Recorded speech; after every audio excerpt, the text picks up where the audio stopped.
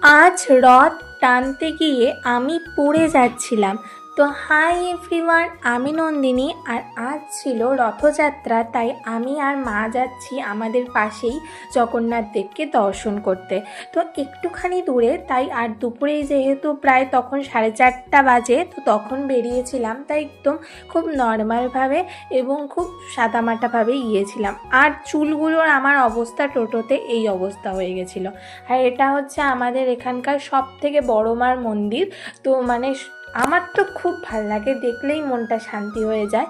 আর এখানে আমি রথ টানছিলাম, আর সত্যি কথা বলতে খুব ভিড় ছিল। আর যখন যাই তখনই রথটা মানে আর কি টানা হচ্ছিল।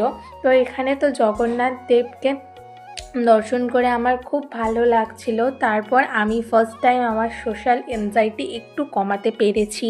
তো যাই হোক, তারপর এখানে মেলার ভেতরে গেলাম, আর মেলার থেকেও কিছু জিনিস কিনেছি যেগুলো